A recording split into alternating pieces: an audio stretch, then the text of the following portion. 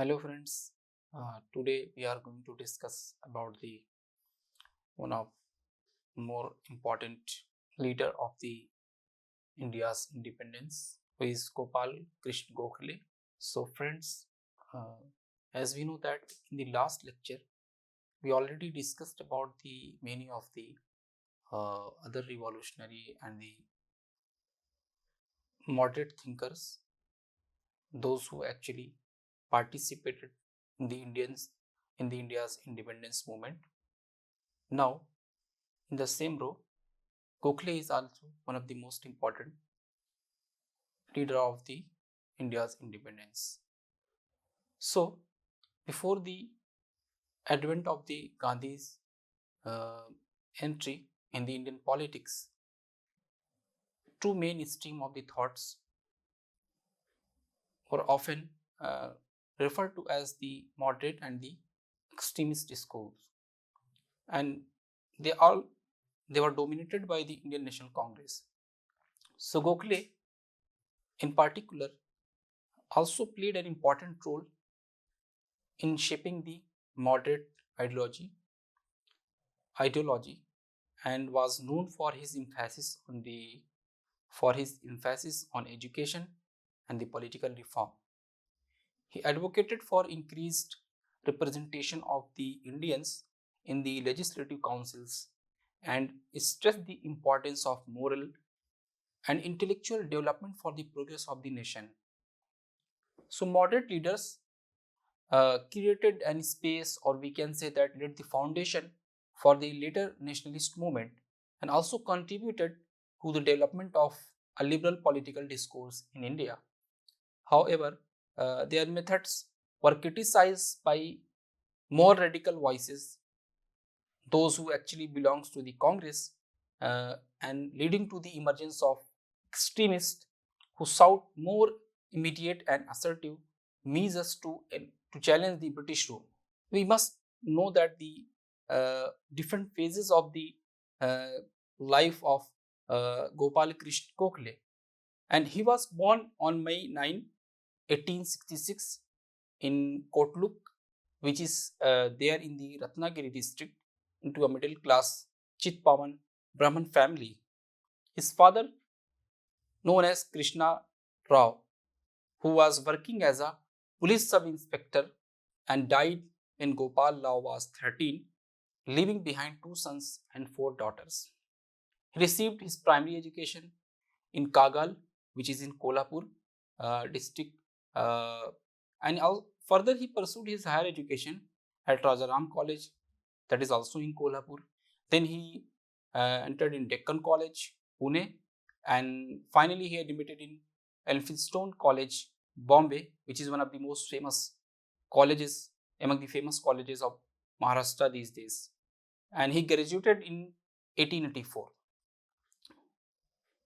There in Elphinstone College, he was introduced with the M.G. Ranade during his teaching career. So he volunteered for public services under the Ranade's guidance, and he became the secretary of Sarvajanik Sabha, which is an organization which basically stands for the common people's interest.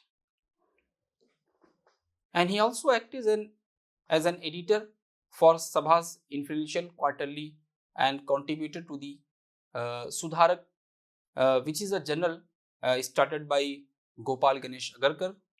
And then he also attended the first session of the Indian National Congress in 1889, and he became a regular speaker. He also joined the New English School in Pune, inspired by the nationalist Vishnu Shastri Chiplunkar, and he became a lecturer at Ferguson College, which was affiliated with the Deccan Education Society for 18 years. He also kept himself separated or disassociated from Sarvajanik Sabha in 1896, while Tilak and his companions took over and joined the Deccan Sabha. He travelled to the England in 1899 to present evidence before the Welby Commission on equitable distribution of administration expenses. He was elected to the Bombay Legislative Council in 1899. He was retired from the college uh, in 902 to focus uh, entirely on the political work. He served multiple terms in the Imperial Legislative Council, distinguished as an eminent parliamentarian. He also he is also known for his budget speeches, which contained constructive yet fearless criticism of the government fiscal policies. He responded to the Mahatma Gandhi's call and took interest in issues of Indians in the South Africa. And then he move a resolutions in the Imperial Legislative Council in 1910 and in 1912 for relief to Indian indentured laborers in Natal.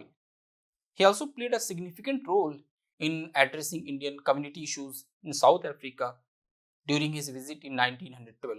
He also raised funds for the South African Satyagraha movement in 1913.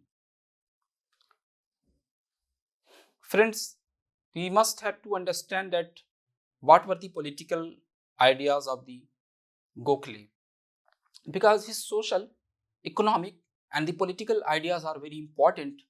Basically, Gokhale was too much influenced by the liberal philosophy because during his student years he was extensively explored with the works including Beaton's Public Speaker, Bacon's Essays, and the Advancement of Learning, and Fawcett's Political Economy, and Burke's Reflection on the French Revolution. So these works actually left a intense impact over the Gokhale. And Gokhale was deeply influenced by the liberal philosophy of John Stuart Mill, particularly his political doctrines. He was impressed by the Irish Home Rule movement while studying history, and he found the coherence, dynamism, and democratic evolution in European history.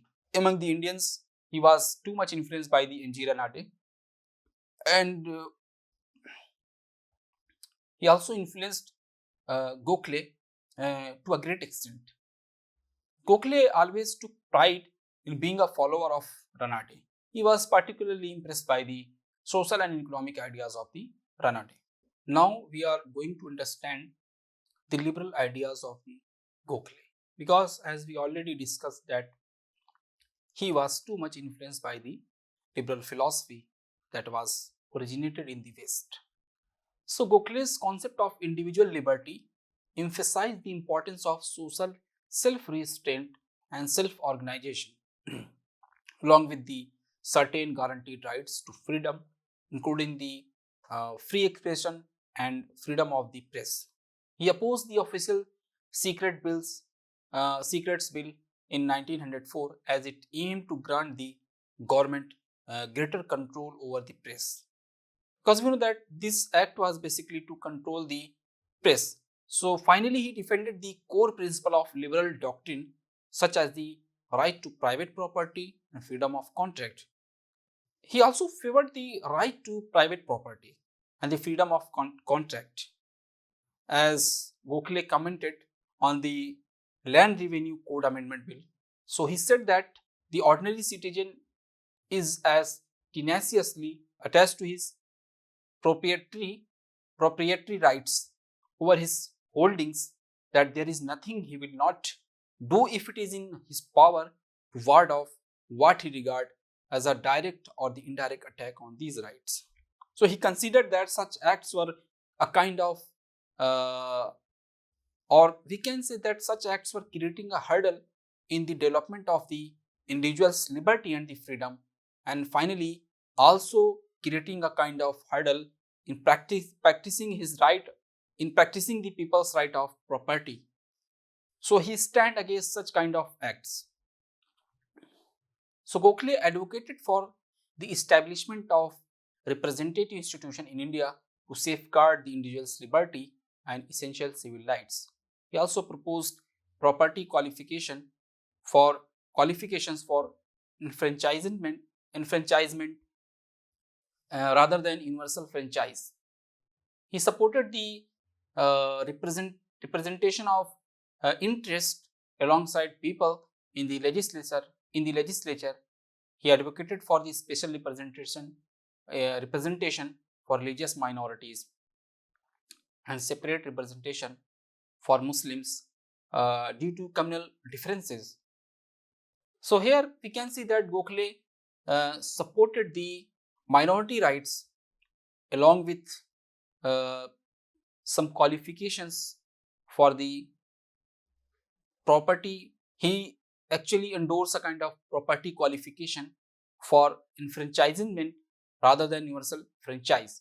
So Gokhale views on the role of the state differed from the classical liberalism. While classical, as we know that classical liberalism, which basically deals with the laissez-faire state, which means that less interference of the state or the government in the economic activities. So Gokhale was influenced by the Justice M.G. Ranade, and he called for state intervention to regulate economic and social life. He believed the government should intervene to promote industrial development and agriculture prosperity. He, he also addressed unnatural restrictions which were creating a kind of hurdle in the development and the prioritizing the welfare of the Indian people. He also imagined a government which can be actively engaged in welfare activities and intervening in the economic sphere when necessary. So he departed from the limited role of the police state and advocated by which was advocated by classical liberalism.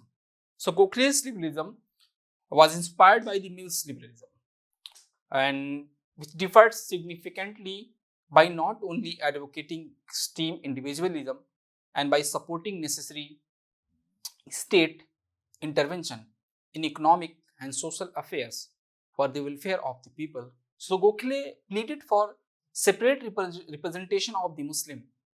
Thus, as a liberal, Gokhale on the one hand defended the concept of individual liberty, and on the other hand, he supported the establishment of representative institutions in a limited sense.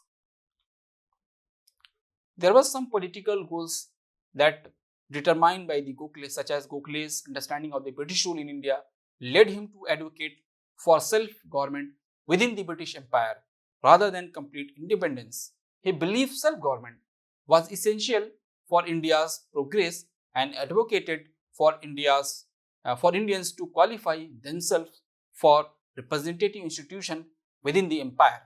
So Gokhale's political program aimed for the several reforms, such as securing a larger share of administration and control for the Indian people.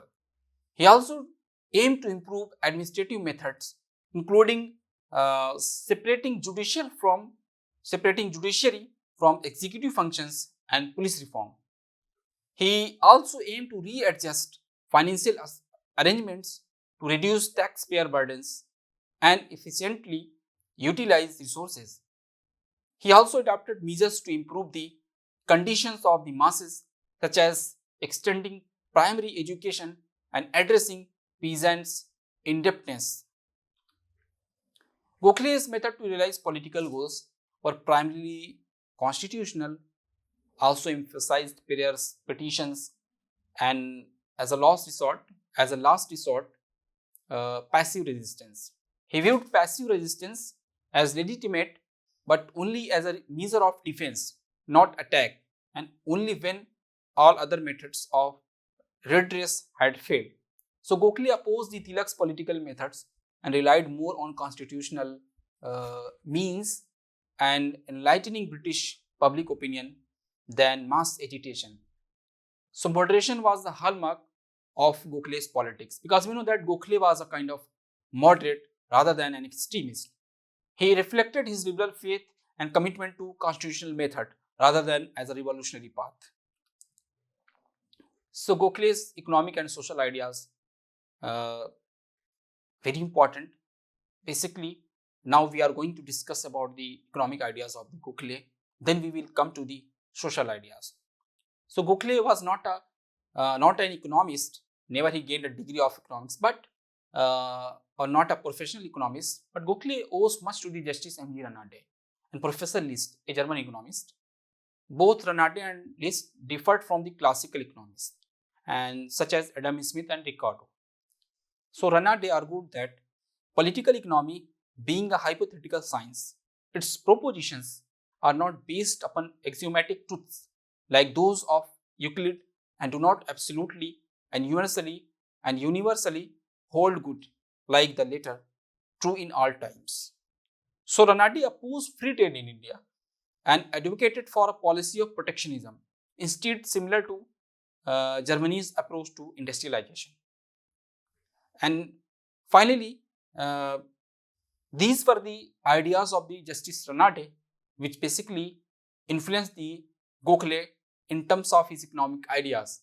So he advocated for state initiative in accelerating in industrialization, which was also the idea of Professor List, who was a German economist. He recommended measures during surplus budget periods, including a reduction in state demand on land and to create fund to rescue the agriculturists from debt and to promote the cooperative credit societies and investing in industrial and technical education.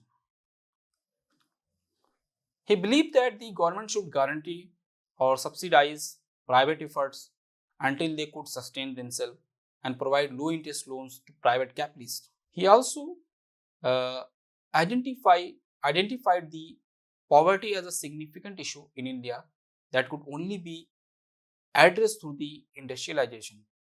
He criticized the British government and their policies of free trade and open competition as detrimental to India's industrial growth.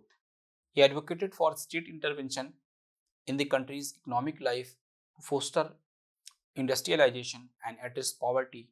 Gokhale criticized the imbalance between expenditure and revenue growth. He also advocated for the surplus budget utilization for development functions. So, Gokhale finally favored the protection for new industries in India, and he followed the advice of Professor List for the industrial development and global competition. He supported the Swadeshi as both a patriotic and economic movement, and he also emphasized the consumption of the indigenous good to stimulate production. Gokhale sought to lay the foundation of indigenous capitalism through Swadeshi and advocated for governmental cooperation in the Swadeshi movement. And there are some social ideas also that propagated by the Gokhale. Gokhale aligned with the Ranade in believing that social reform should accompany political reforms, and he advocated for gradual reforms initiated by popular initiatives or imposed laws when necessary.